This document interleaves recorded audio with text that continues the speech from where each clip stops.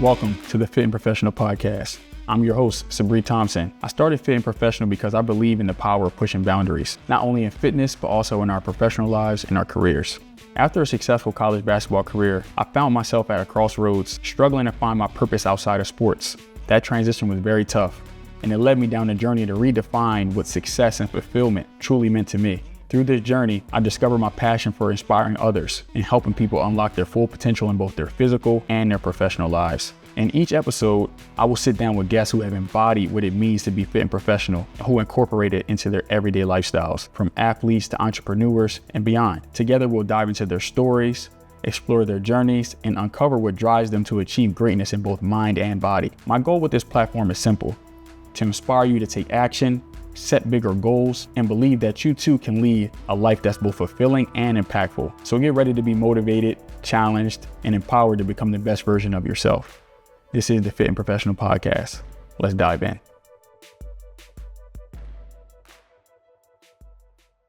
Welcome back to the Fit and Professional Podcast. I'm your host, Breeze, and I'm super excited to introduce our guest today, Angel Otero. He wears a lot of hats. I'm going to let him tell us what he does. But this is the Fit and Professional Podcast. We're back with another episode where we feature guests who embody what it means to be fit and professional. And this guy right here is definitely the definition of that. And I can't wait for you guys to hear a little bit about what he's doing and what's to come. So, Angel, man, welcome to the show. How you feeling? I appreciate you having me. I'm doing well. How are you? Doing good, man. Good. So, I don't know your official title. Tell people a little bit about what you do. I know it's a lot of things. First and foremost, I'm a child of God, but I do many things. I make content for other people, for myself. I love documenting my journey. I'm a retired basketball player, run marathons, lift, really just do it all. Overall, everything. Just embracing every journey and doing anything I can to just have fun and make memories. Yeah, I really like how you started that, God first. And that's one of the things I feel like really drew me to your content and why it's kind of been organic. That's the foundation, right. Things of that nature. And I respect that you're not ashamed to put it out there, because a lot of people are hesitant to do that. People say stay away from religion and politics, but I really love how your content has faith at the foundation. So that's very admirable, man. And welcome to the retired basketball club. It's crazy. Never thought this day would come, man. Yeah. But it never stops, right? You still hooping and things of that nature. Anybody get the one-on-one work. And we still gotta set that up. We do. I'm knocking the rust off, y'all. So Angel not about to be embarrassing me out here. But let's talk a little bit about your upbringing, man. So we're here in your home gym, So tell me a little bit about how your origin. It's South Philly. Yeah. They call it the Pride of South Philly, Murphy Rec. I grew up here playing in the in-house leagues. Probably when I was like, say 4th or 5th grade. Howie outside, he took me under his wing, had me sign up for the leagues, and I was just in here figuring it out. So I played here for a few years, and then I actually shifted over to baseball. I was playing just the in-house leagues for baseball. I played first base. I was very short for first base.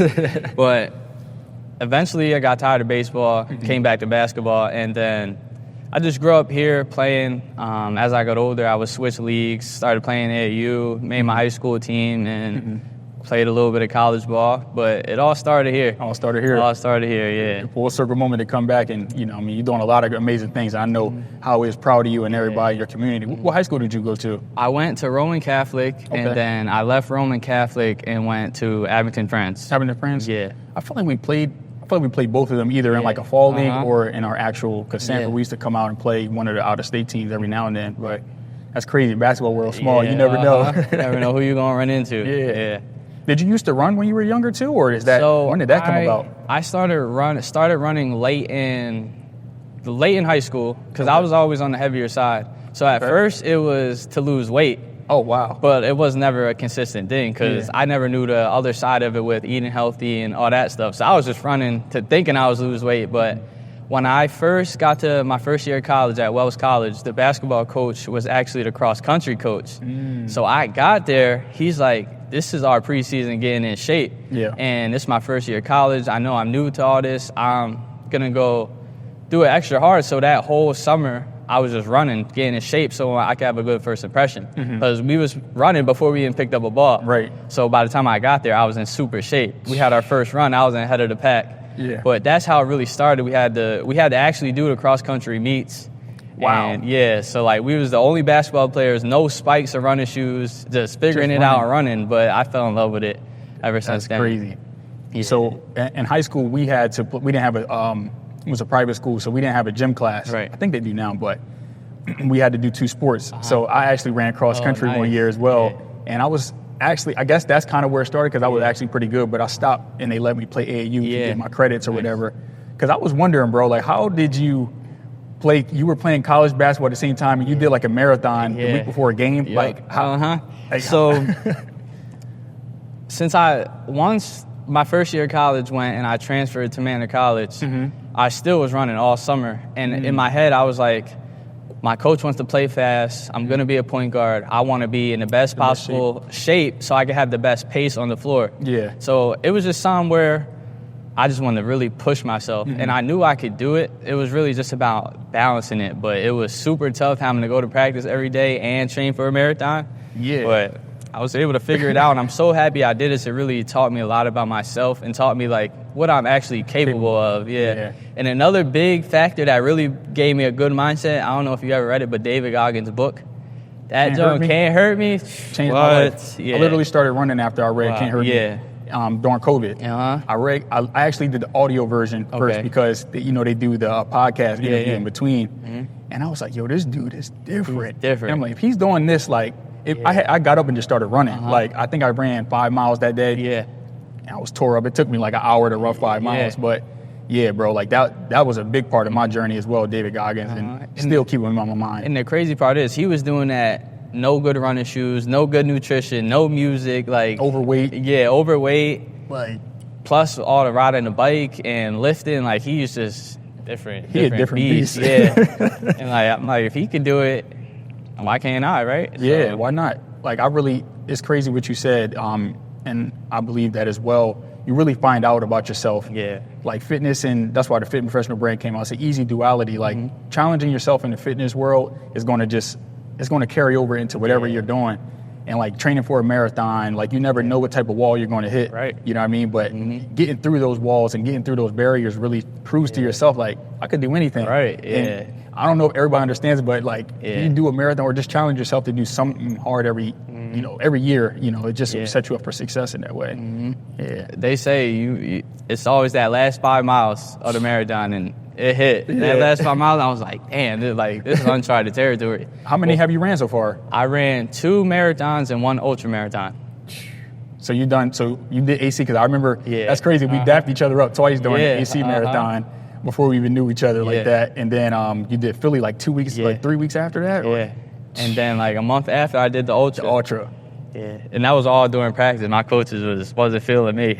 I'm about to say, so you would tell me, all right, take me through a day. Yeah. Take me through one of your days, bro, because I'm trying to map this out. So school for me was about 45 minutes away. Okay. But all my classes were online. Okay. So I was pretty much not in school for class. So every day I would have to show up for practice. But at the same time, I was lifting. So in the morning, I would have my lift, go home, eat, whatever, do homework, whatever, drive, take this 45-minute drive to school, go to practice. After practice, I would do my run. So every day was 3 to 4 workouts a day. Oh my God. During the season. And my coaches, they follow me on Instagram, and I'm always posting. They're like, how are you doing this? Like, you're going to burn yourself out, this and that. And I'm just like, at the end of the day, bro, I'm a grown man. They can't make me. Yeah. And I'm still performing. I'm still doing what I got to do. So I'm going to do it, and I'm going to show y'all that it is possible. And, like, don't limit yourself. And that's exactly what I did. Wow. But, yeah. Dang. So you was doing marathon prep. Your legs were cooked every day already. Yeah. It got to a point where, like, I was comfortable with just being uncomfortable. Yeah. So, and it really, like, if I was able to go through that 2 or 3 month span, it's like, I feel like that was like the top shape I've ever been in. But like, I still feel like I had more in the tank. Yeah. So like, I feel like everything now is just kind of a cake, piece of cake. Yeah. So like you said, you want to do a high rocks, like Ironman. Like I feel like running in like this endurance sport, there's always more levels to get to. Always more. That's just what I love about it.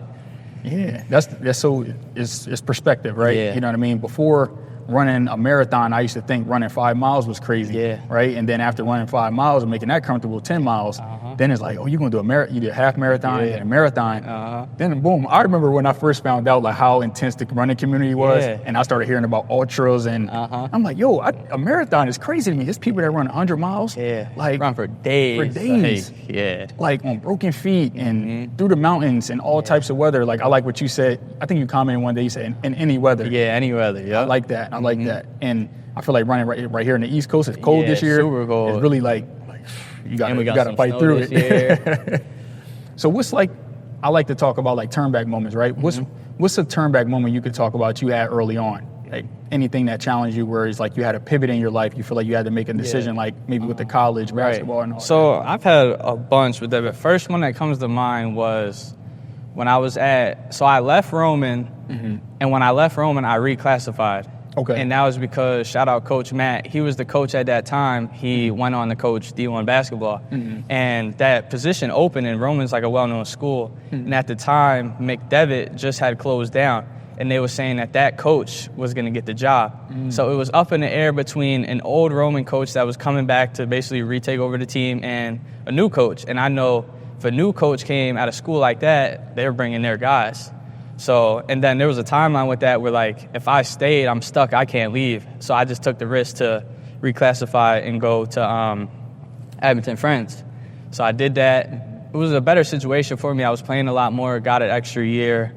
But my junior year, on my way to school, I was actually in a car accident and on the highway. And this was actually my turn back point where I turned back to God. Wow. So growing up, my grandma was a pastor.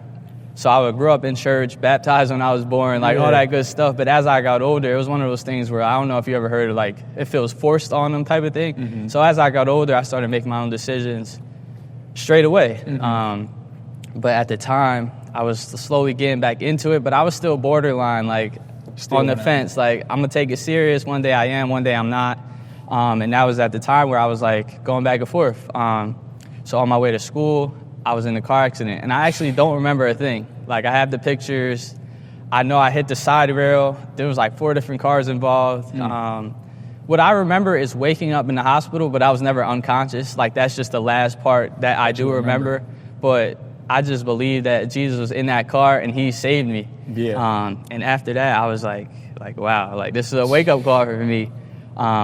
And then I started going to church, started getting more serious. And the one time in church, I don't know if you ever felt, I'm sure you had, but that presence of Jesus, you can't explain it, but I was in there, and he was using that pastor so well, and everything the pastor was saying resonated for my life, and I just broke down in tears, like in front of all these people, and I was like, I would never thought I would do that, and my life's been changed ever since I gave my life to him that day. That's dope, bro. But yeah, you can't really explain that spirit that you feel, and you can't control it. Yeah, I've had those moments in church before, and it's funny you say that, right? You turn back to God, right? I had that same type of experience when I had my son. So I had my son when I was 19 down in Louisiana when I was hooping. And that year was very tough for me. Like I was drinking a lot, just doing everything in the world, right? And but trying to figure out how to become a father. I didn't have my father growing up. So it was just tough, man. And I'm just like, what the heck? Like, something we got to give. You know what I mean? I was ready to crash out. Like, I was always a straight A student. My grades were slipping. My performance on the court was slipping. And then I'm trying to find out how to be a pop. How to find out how to see my son. Like, you know what I mean? And then, but I turned back to God in that moment. And I realized God never left. He's always right there. We stray away. But he's always there, like you said, to just, there waiting. He's waiting for us to just turn it. And it's important, like I hear it from a lot of people who grew up in the church as well, like their family were pastor kids and things like that. You had to go through your own experiences to bring you closer to God, so it didn't feel forced. But it's good that you already had that foundation as well. And I feel as though everybody, because a lot of people look at religion, they're like, oh, I got to follow this set of rules and do this and do that. But it's really about having a true relationship with your Father and your God. And once you really have that foundation in that relationship, it's not just a set of rules. It's like, I don't want to do this stuff because of how much I love him and how much he's done for me. So I felt like growing up when it wasn't necessarily forced, but it felt that. It's because there wasn't that true relationship. So like, I really think everybody has to go through it on their own. Yeah. You got to go through your own turn back moments. Exactly. to give you that appreciation. Just like when you lose something, you value it more. Right. And the same thing, when you really see what God does for your life, you don't want to lose that no more. Like I tell my friends or whatever, like whoever that like isn't fully into Christ, I'm like, if you take this serious, you're gonna start changing in ways you never even thought. Like there's stuff that I used to do that like I'm like I used to do that, like it just turns me so off, and like it's just crazy like how he really changes your heart posture to everything. It's nuts. Fully, like when you really fully commit, and it's scary too, because once you fully commit, you know exactly when you're not living how you're supposed to, and it just you got that conviction. But it's needed. You know what I mean? And you have to be fully ready to do it because it ain't a joke. Like especially in the world we live in. Exactly. And that Holy Spirit and that conviction, like when you fully in it, bro. You gonna feel it like really? I ain't supposed to be here. I got goosebumps right there. I ain't supposed to be talking to that person. I ain't supposed to be here. Like your discernment increases. You know, you can kind of just see like, this person not for me. They can be smiling right in your face. But you can see right through people. You can see things before it even happens. Like I've been praying a lot for discernment. And it's crazy. I was flying back from seeing my son. I sat next to a pastor on the plane. I feel like God be positioning people all the time. I got goosebumps talking about it. She was just like, "Can I speak something to you?" You know, she was praying the whole time on the plane. Right. I was falling asleep, waking back up. And then when I woke up, she's just like, "Hey, can I speak something to you?" She was just like, "God," she would just like, "God, I'm seeing, I don't know if you have a son." I was like, I ain't talked to this lady at all. She knew I had a son. And she was just basically saying like, God's telling me in your life, like some big things are happening and you really have to trust your discernment with the people around you. And some things happen with business, like you know, I've been sued and things like that, which is why I'm trying to really learn like the whole aspect of it. But really just using my discernment and not knowing everybody doesn't have your best benefit. And that's okay. You know, certain relationships, as you grow, everybody can't go. Right. And it's kind of hard. That's a bar right there. As you grow, everybody can't go. It's just tough though, you know, because like close people to you, they don't really understand. Like people feel some type of way because like, you don't talk to you as much. They feel like they're losing grasp, but that's the direction you're going on. You said it earlier. And everybody got their own choice. Like everybody, like my favorite thing about the Bible is everything is right there. And it's like a cheat code to life. Like it gives you both options, both routes to go. It's your choice. And like if people don't hop on the wave, it is what it is. Like at the end of the day, you gonna tell it to them, you gonna spit the word, but you just want the best outcome for them.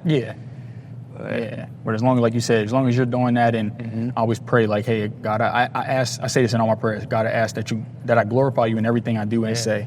So when I'm putting content out, when I'm doing anything, like I just want God's glory to shine through me. And I always say, I got big aspirations, so I say, God, no matter where you take me, like, I'm gonna make sure people know that you're the reason. So, but that's dope, bro. Man, keep doing what you're doing. I love seeing it. I love that channel that you created. I appreciate it. I'll be watching that joint. You know what I mean in the morning.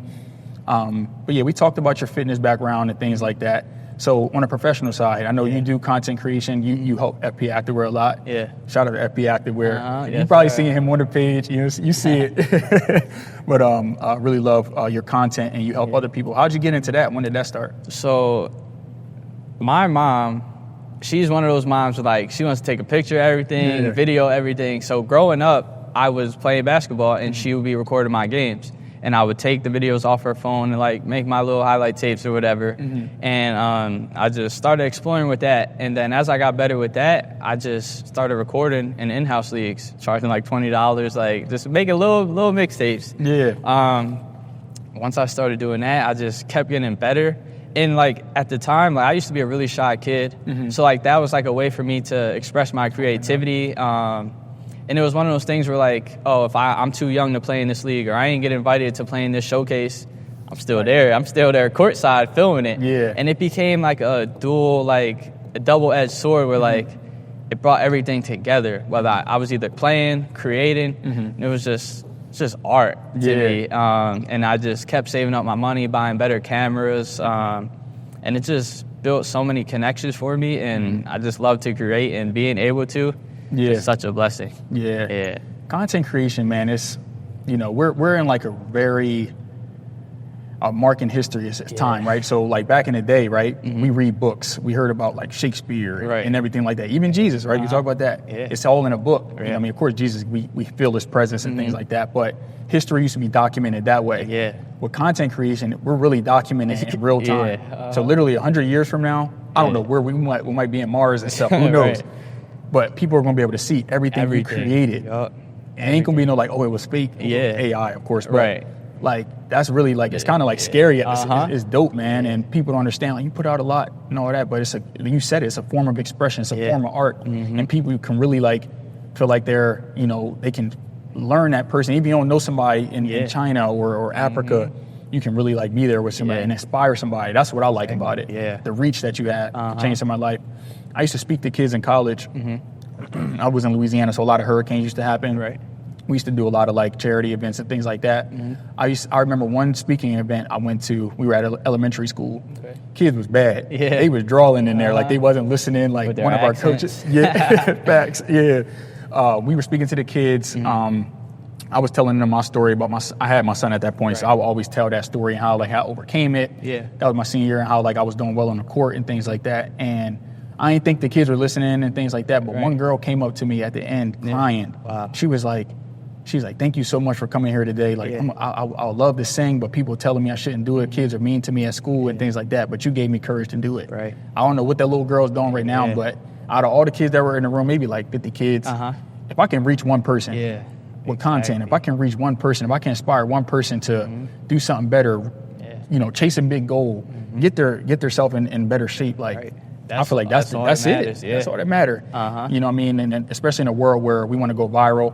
Of course, I want to reach the masses and make it a business and things like that. But at the end of the day, if nothing comes out of this, I'm happy with what I'm doing. You know what I mean? And that reminds me of how Jesus is. Like, he has control, and like he's able to touch so many people, and he'll go to the very bottom to pull out this one person. Like, it just reminds me of content, whereas though you could post, you could have so many followers, but that one person that it really, really impacts, like that girl, like that's what really matters. That's what matters. People are so caught up like, oh, I ain't get this many views, or I don't got this many followers, but like if 10 people seen it and you change 10 people's lives, like that might not look like a lot on Instagram, like their like count or whatever, but that's a lot of lives to change. That's an impact. You know what I mean? Like, because you can have, on the other end, you can have somebody that has 1 million followers, like, you know, women, they get a lot of followers. They might be showing their body and stuff like that. Not the best substance. Not saying that's motivating to change somebody's life. It might be good to look at in the moment, but what impact is it really having? Exactly. You know what I mean, I ain't trying to come at nobody, but if anything, you're causing a bad impact for a lot of people. You know what I'm saying? It's a temptation for a lot of people. You know what I'm saying? So be thankful for. That's the one thing too. Like I don't always get to do it all the time, but I'll comment back. If I got 10 people that commented, I'm gonna go back and comment on 10 people. You know what I mean? If one day it's 100 or 1,000 people comment, hopefully I'll have enough time to do that. But I'm thankful for one viewer. I'm thankful for one subscriber. You know what I mean? You got to just, like you said, embrace the journey. That's all it is. And then you really building that community and like having an impact with your followers and there's people around the world. Is you never know what that connection could be for them. And then there's like a lot of people that make content, but it's not true and genuine. Or like they feel like they're too good to reply back. But like when you really show, like I'm just a human too. Like I'm regular. Like we all these are. Followers don't mean nothing. Like I'm doing everything you can do plus more. Like don't feel like you can't reach out to me or like I'm too Hollywood to reach back to you. Like just being genuine and not like introverted to really reach out to people, I think is really important, especially in this social media world. Speaking of comments, right? So I had we did an episode with Brian Foraker, the owner of the brokerage I work with. Oh, all right, nice. And I said one of the clips that Shane sent. It was like, hey, I feel like I want to like I got this from David Goggins. Like when I meet God, the Creator, I want him to tell me, well done. Like I did more than what he expected of me. And this guy commented on YouTube like, that's prideful. Like you can't make God proud. Like you're just a human being. And I got what he was trying to say, but that's not what I meant. And in that moment, I just really thought about it. I was just like, it was some humility. I had some humility, and I was like, dang, am I prideful? Am I doing this just for what is the reason I'm doing this? Just to show people like, hey, I'm a go-getter. But not like I really do want to do it for God's glory. I know I'm just a human being, and I won't surprise God in that way. But you know, I just thought about that. It's like having a perfect balance of reaching for the stars, but being humble at the same time. Exactly. Like, so like having that perfect balance is it's a great way to go about things. Yeah, that's dope, man. You spoke about community, and I see you do like content with your friends and things of that nature. How would you say your proximity and the people you surround yourself with shape the way that your life is going? I think it's very important. The circle, the people you have around you are very important. I break it down into circles. Like you have like your family, then it's like your like best friends, then it's like your friends that are your friends, but like you don't talk to every day, but when you dap them up or whatever, it's like nothing changed. And then it's like associates.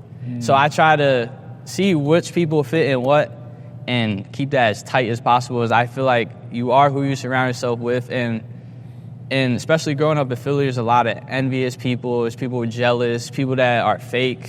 So I just try to keep that really small and support who supports you, and just always try to lift your brothers up or whoever's around you. But I think that's very important. Yeah. No, that's a fact, man. And you said something I was going to go into too, being in Philly, right? So I'm from Philly originally. Right. I call myself a Delawarean. I've been there since I was younger. But a lot of my cousins, all my family's still out here except for like my immediates. And, you know, my cousin, we talk all the time, and he just talks about how it's so hard to kind of escape the environment, the mindset, because you always got to have your head on the swivel. You know, somebody trying to line you up and stuff like that. So how did you separate, I know your proximity, but how did you avoid those temptations, like with being, you know, we right here right here in Philly. So growing up in Philly, I like seen it all. A crazy story actually happened a few weeks ago. I was running on Broad Street, had a ski mask, a hat. I was all covered up. It was cold. I'm on the curb because it's Broad Street, people driving crazy. I'm running. I had my headphones all the way up. I'm thinking this dude could hear me. I'm running. I try to go by him. He turns around all hype and flashes me. Like, I'm like, my bad, and I keep running. But like, it's little stuff like that people in the running community don't realize. Like, I'm literally just going for a jog, and like I just got flashed by a gun.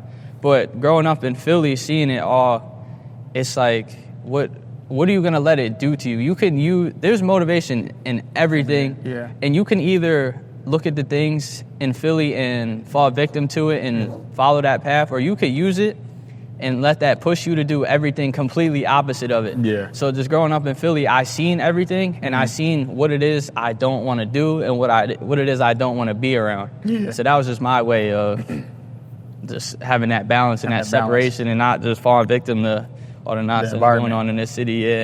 Not letting your surroundings, you know, dictate your trajectory. You know, that's important. Like a lot of, you can find an excuse in anything. We all have a story, right? For me, boom, not having my pop, I could have used that as an excuse to not be a good dad. Or to go to the streets and things like that. You know what I mean? I had brothers on my dad's side that not here, you know, RP to my brother Quill. You know what I mean? Like, being in different environments, it really matters. And I tell people all the time, like, I was blessed that my mom moved us out. So she moved us to Delaware. So I used to live in North Philly, right? And we used to live across the street from the PAL. And I remember this joint, like, somebody got shot right in front of my grandma's house. We used to live with my grandma. Grandma pulled me in the house. And I said it so normally when I would tell people that story, because in our community, you know what I'm saying, here in Philly, you know what I mean, as you see, we normalize trauma a lot. You know what I mean? And we just make it normal. I'll be talking to my cousin. He said, this just happened. I'm like, yo, you know, do you hear how casually we talking about this stuff happening? It's crazy. Somebody just flashed you on Broad Street. Like, they might have thought you was coming up on them. You know what I'm saying? And that's a whole different conversation in itself. But I was blessed that I was able to go to Delaware. I had a couple like little fights, but I ain't have to really deal with that environment. And man, but not letting certain things, you know, dictate your life. We can't control the cards that were dealt. Right. I mean, when we get the cards, you got to figure out that game plan. You know what I'm saying? It's so easy to fall victim to everything. You just can't think like that. You got to get out of it. Like, you got to push through it. You got to use it as motivation and just change your perspective on everything. And once you do that, sky's the limit. Sky's the limit. You're changing your perspective on things. Like, I was talking to my team. So my real estate team, we have Monday, we call it Momentum Monday. And in real estate, right now it's a little slower because it's normal seasonality. The wintertime, it slows down. Spring, hot market, summer, then it's a cycle. And, you know, due to COVID, it kind of threw off that cycle a little bit. I feel like this is the first year where I'm really feeling like, okay, this is a real, like, it's a slower time. It's kind of to ramp back up. And, you know, you talk to agents like, hey, how's everything going? They be like, it's slow. I'm like, let me get this out of my head. That negativity getting in. I'm like, yo, I told my team, I said, yo, it ain't slow for us. When people say it's slow, no, that's when, this is the best time of the year. This is when business boom for us. And I feel like when you set that expectation, you manifest it and put it out into the world, it's going to be a reality. That reticular activating system, like I always talk about it, when you get a new car, you keep seeing that car. You know what I'm saying? So if you see deals, if you see real estate transactions happening, they're going to come to you. You know what I mean? I feel like you can apply that to any aspect of life. It kind of reminds me of like the off season for basketball. People are like, oh, I'm chilling, this and that. But that's really, if you perform in the summer, how you expect to have a good year when winter comes? Like, you got to do everything now, so when you get there, you're ready. Yeah. So, yeah, that's the perfect, like, bouncing it back from professionalism to sports and all that. Yeah, fit professional look. And it's crazy because winter, I feel like what you just said resonate with everything in life, right? Like, you know, with marathon prep, you can't just wake up and run 26.2 miles. Your body doesn't earn it. Didn't earn it yet. You don't deserve it yet. You have to put those 16 weeks in, you know what I'm saying? And I feel like if you don't have that winter season, the building, you know, you don't have that planting season, there's no harvest. You know what I'm saying? So you got to reap with yourself. You got to reap with yourself. But speaking of basketball, like, I kind of want to get into connect it back with the car accident and how that resonates with basketball. Yeah, for sure. So junior year, everybody knows that's the biggest year. That's your last year for AAU. Yeah. So I actually missed a few big tournaments. So going into my senior year, I ain't have no looks. So I had a solid senior year. After the season, I had my highlight tape. Shout out Coach John. He literally sent my tape to everybody, like everybody, like hundreds of emails a day. Few reached back. It was a whole process though. Like, a coach would reach out, like me, try and fly me out, actually ghosted me. Then there was a one John when I had a school, he liked me. I took too long to commit. He replaced my spot. He was like, you could try out. I'm like, damn. Then another school, they liked me. They didn't have dorms. So, like, that just wasn't a good situation for me. And then finally, Wells College, got in contact with him. He was a very genuine dude, brought me in. And that was just great. But all during that process, growing up, I idolized basketball. I'm going to admit it. I idolized it. It was like, if basketball wasn't going good, everything was bad. Like, I didn't want to talk to nobody. I was depressed, crying. Like, it was just a tough process. But after that car accident, it opened me up to God and what he brings and that true peace he brings. And I learned about, like, what it means to idolize something and have a false God. And at the moment, basketball is my false God. Like, I looked at basketball like that was my life. Like, if it wasn't going good, I'm done. Like, I don't want to do nothing. So once I learned and, like, really started to understand that there's more to life to basketball and that I could let go of basketball and really give it all to God, that's when that last school finally came about. And I was able to get it right, and I was able to make it to college and, like, essentially fulfill a dream of playing college basketball. But when I got there, I was having some of the best practices of my life, like killing. What's it called? Shout out my boy Chase. He's full court pressing me. We both freshmen. He's full court pressing me. I'm like, I'm stronger than him, so he's a good defender. I'm like using my body. I go in to give him a little bump. He pulls back. I roll my ankle, and I was out. It was a high ankle sprain. For basketball players, they take more than a few weeks. I tried. After that, our starting guard, he was a senior, had all the points. Shout out my guy Terrence. He actually got hurt. So there was a spot right in that lineup. And I was doing good before I got hurt. So I'm like, I need to get back. I came back in like 2.5 weeks. Anybody knows a high ankle sprain, it does not work like that. Coach throws me in first game. I can't guard a thing. I'm trying to close out right by, through turnovers. Like, I just wasn't there mentally. But anybody knows college basketball knows it's a business, and they will write you right off. After that, I was done. Like, wasn't playing. And I just took off to heal my ankle and whatnot. But ended up coming back, barely playing. After that, when the season was over, started running, staying in shape, and school shut down, so I was planning to leave. Came back home. Came back, everything was going good. I was playing, had a role on the team. But the love for basketball just wasn't there. And it came to a point where, like, you have to realize that God closes doors to open up better ones. And once I learned that, like, just blessings are flowing into my life that, like, I would have never even imagined. And you got to take, I'm going to say life, but take basketball for what it is. Like, I've built connections. I've learned so much. It made my connection with God even better. Like, taught me life lessons. It really just comes to a point where, like, skills. It's a lot of skills with basketball. I'm glad you brought that up, man. Because especially we both play basketball, right? So we can. It's cool. That's what we're going to talk about. You know what I mean? We got a lot of people that probably watch when you're in basketball and vice versa. you know that transition kills a lot of our friends, a lot of our peers when basketball doesn't work out, because basketball is that idol. And I'm so glad that you gave that perspective, because I was just looking back like, dang, I was idolizing it as well. You don't know, because that's all you knew. All you know, And for me, I wasn't that good at first. Okay. So like I didn't score 1,000 points in like I got better over time. You know, I scored 1,000 in college, but not high school. So I didn't get good in high school until like junior year. Okay. And so that's when I started. I started sophomore year. I was like the garbage man. I was 6'2", but I used to get. I played hard. I played defense. And you know, I worked my way up. Got a small Division I scholarship. Went to Louisiana. Did my thing. You know what I mean? And when after I graduated and the pro thing wasn't working out, I thought about when you were telling your story. I was like, yo, that sounded like me. Like, I tried. They were the 87ers at the time, but now in the blue coats in Delaware. I went to the little open tryout cooking. And I was a 3-point shooter. They was like, yeah, we don't need a shooter. I'm like, what are you talking about? Everybody needs a shooter. But I'm like, hey, it's political. I was getting overseas looks. I would have a job. I remember being like packing up, about to go. I signed with an agent. Said I had a job. The next day I didn't. You know what I mean? It was too up and down for me. And I went through a depression. Like I got overweight and things like that. And I started working and things of that nature. And I kind of really had to like get basketball out of my mind. You know, so I didn't want to be around working out, sports. I didn't want nothing of it. I wasn't watching basketball. And, you know, but that led me to that, like you said, that door closed. But that's how I got into fitness. Fitness saved my life during that time, and God as well. Got me in shape. Became a trainer, started helping people. Then I got into real estate. And, you know, a lot of stuff happened in between that, but now we got fit and professional. If I didn't stop playing ball, if I would have kept chasing it, I know people that are older than me that still are chasing that overseas. And mind you, I'm not, everybody's journey is different. But if I didn't stop and start this, the trajectory of my life would be completely different. And God is opening doors. He's making connections. I'm meeting people like you, doing collaborations.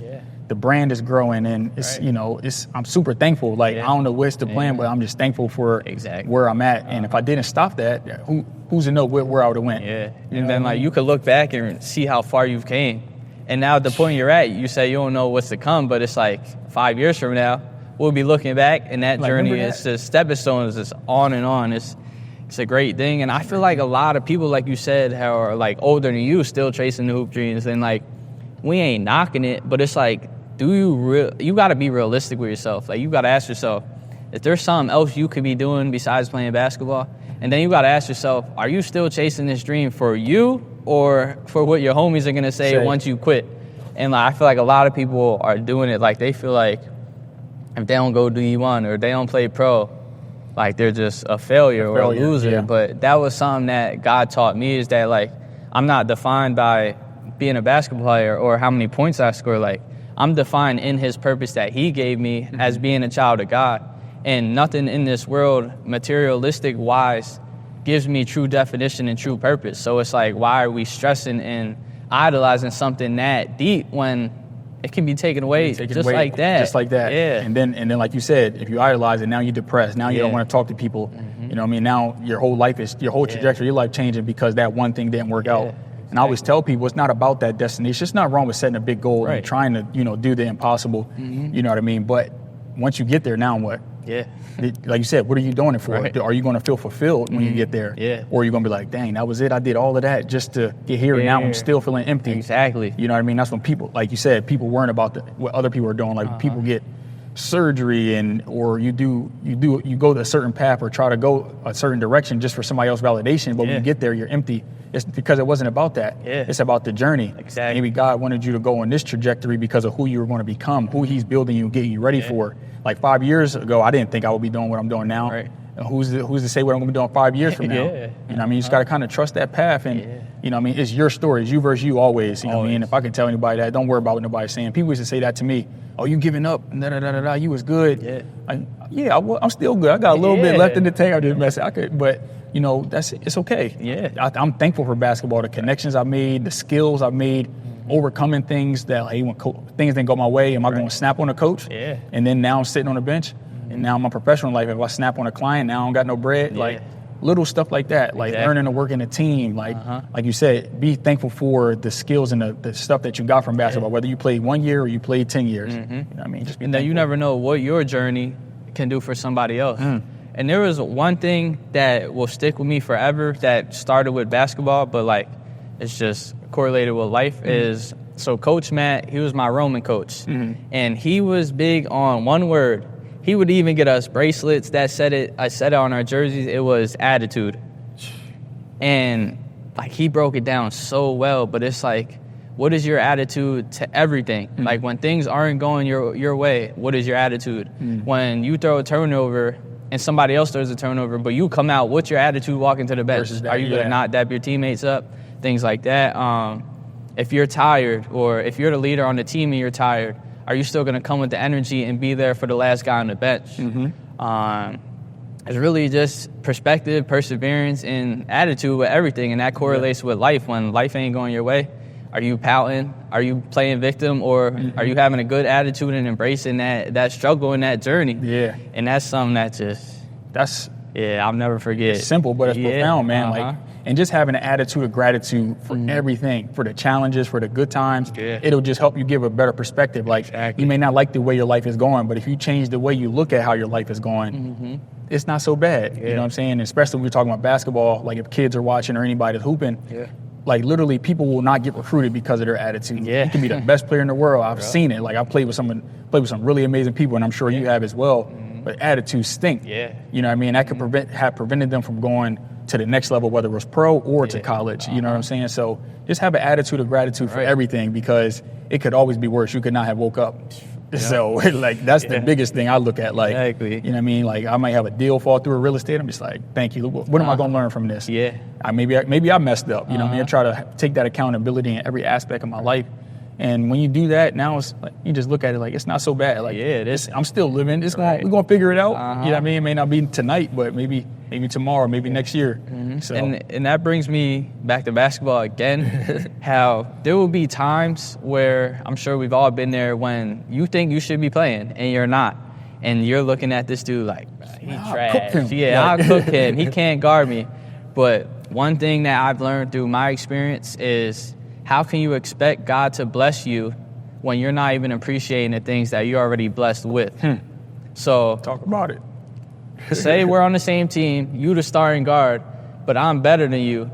I feel like I deserve your spot. But there might be a kid that can't even get a roster spot. Or there's people that just don't have what you have, and you're so caught up in trying to get the next high or the next dopamine chase or that next position that you don't even be thankful for where you're at. And it's just like, you got to take it one step at a time and embrace everything and be thankful for everything. And that's just something that I've learned that I try and be mindful with in my everyday life now. I think that's super dope. You made me remind me of something. I was listening to a podcast, and the host was talking about how like he's always like going after a big goal because he never wants to be complacent. But then he just had a recent accident. It's Nick Bear. Nick Bear. He's amazing. After he got hit by a car, he was talking about like how he felt like that was God showing him he needed to slow down. Because there's a difference between complacency and contentment. Like you can be content with where you are, but that doesn't necessarily mean you're complacent. And when you said it, it kind of reminded me of that, because a lot of times, and I'm preaching to myself too, I'm like, I'm not doing enough. But sometimes you do got to step back and give yourself a pat on the back and just realize God brought you a long way. You're doing very well where you are. You don't have to just try to keep reaching for the stars. Be thankful for where you are and keep going, of course, but be thankful. Don't think, hey, it's not enough. You know what I mean? Because it'll never be enough. That's why I love the marathon. Like, it's such a correlation. You want to do, like, for you said, what, under 3 hours? Sub 3. You about to kill it. For me, it was like 3:30 before when I did my first one. But it's like, even with that big goal that you got, there are going to be so many people that finish before you and so many people that finish behind you. So worry about you. Just worry about your race. Run your own race. You know what I mean? And, like, that's the real reason, like, one of the main reasons that I really love running now, because it is, with basketball, there's so much politics and about who you know and this and that. Running is you versus you. Like, it has nothing to do with nobody. You get what you put in out of it. So, like you said, once you say I get sub 3, or when I get sub 3, there's going to be people in front of me that finish before me, people behind me. But it's like, then there's other races. Then there's the ultra marathon. Then there's people running for days. Like, it's just so many levels, but it's all about your journey. And I could get sub 3, but then it's like sub 250. And there's people that run in marathons under 2 hours. Like, it's just, your own journey and just not getting caught up in what everybody else is doing. And I think that's a beautiful thing about running. Yeah. And then when you are able to connect with other runners and people in that sport, but not in an envious way, it's just supporting each other, I think that's beautiful. Yeah. I think that's one of the true like beauties in life, just being able to connect over such the simplest things, like just running. Like there's people that won't even run or walk. Walk, won't even get up. Yeah, and then go back to the gratitude. There's people that can't do it. Yeah. You know what I mean? So I always have that attitude in my mind, like, it's not that I got to. So like, if I'm doing marathon prep, I got to run 14 miles a day. No, I get to. Thank you. You know what I'm saying? Yeah, it's that perspective. Switch. Yeah. And like you said, don't let somebody else's speed you up. Right. Like my buddy Calvin, he lives out here. Okay. Bro, he be posting on his Strava. Like he done 18 miles like every week. Wow. At like six something. Pace. Damn. I'm like, yo, like I could barely do 7 something for like 5 miles. You know what I'm saying? But it's like, you know, I don't have envy towards like, oh, let me try to run faster because Calvin is doing it. It's like, no, that it motivates me. Like, yo, he getting after it. Yeah. And that's what I love about the running community too. Like when you see somebody else out there, you don't know how fast they're going, but you know they're going through it. Right. Like, man, I respect, like when we seen each other, like you was ahead of me, but I'm like, bro, keep going. Yeah. And you gave me, I think the second time we dapped up, you said something to me and it helped me because I went through it after that, hit the wall. So, oh man, that's really what I could talk all day on that. Man. That's dope. So yeah, man, definitely learned a lot about you, man. It's dope, and I can't wait to see what you do next. So, what's on the docket next? Like, what do you have planned, like content wise, race wise? I know you talked about your goals. So, as far as race wise, I want to sign up for a marathon probably within the next month or two and go for sub 3. Okay. After that, I just want to continue just focus on my body, building strength, cutting fat, and then I eventually want to get into, like you said, the high rocks and Ironman, but sub 3 first. Sub 3 first. As far as content, I'm just taking it day by day and just documenting my journey, speaking about God and the Bible, trying to just inspire and motivate whoever is watching. Like with the running, Bible, God, lifting, just whoever is watching, take what you can from it and that's dope, man. Making memories and things like that. Yeah. No, I mean, I can't wait to see what you do. I love your content. I know you got a lot of great things, you know what I'm saying? And like you said, you're doing it for God's glory. Bro, keep up the great work, man. You know, we're going to keep collabing with everything we're doing. I can't wait to see what you do next, man. Likewise. If we could leave with something, I always like to do this. You can either give the people a motivational message. You've done a lot of that already. Yeah. Or tell people what Fit and Professional means to you before we close out. Okay. Put him on the spot, yo. Yeah. All right. How about you give your piece of motivation, and I'm going to think for mine. You're going to think? Okay. Yeah. He put it back on me. Ping pong. I like it. I would say, let's see. What would I say? Because there's a lot of things. There's a lot of motivational things in my head. I would say, I'll go back. MLK Day just passed. I'm not sure when this will be out, but one of my favorite quotes from him, and I'm paraphrasing a little bit, he talked about how the measure of a man is not what he does in like times of comfort, when things are going well. We talked about that a little bit. It's really made, the measure of man really made when you're getting those challenges, when things are thrown at you. How are you going to react? Right. How's that attitude going to come out? Yeah. You know what I mean? So really, everybody, and if I could leave people with something, you know, storms are inevitable.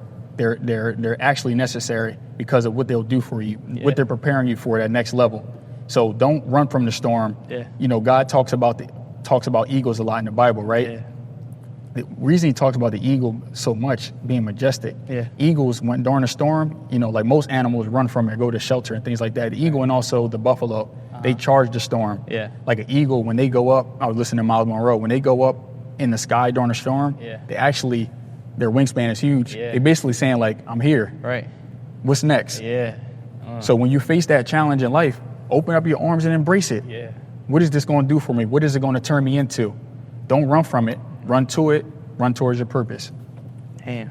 Sorry. Yeah, that was hopefully that was that. Yeah.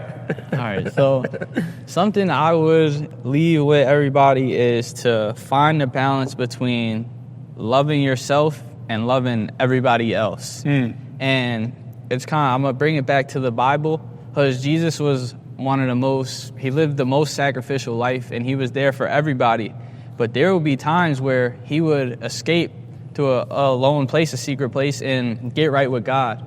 So it's like having a balance of not getting too caught up of what everybody else is doing, trying to force things and things like that, but making sure you're defined and you have purpose and you're good on your own so you can be there for other people. Because if you're not put together, how can you expect to help other people?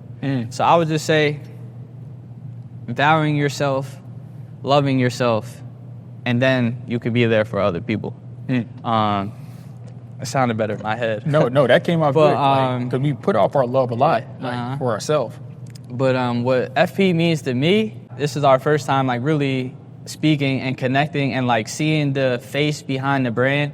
It all makes sense. Like it's faith-based and it has that perfect balance of being professional and being athletic, but also having personality and being an inspiration for people. And I feel like that is very important because that balance is important because it's life.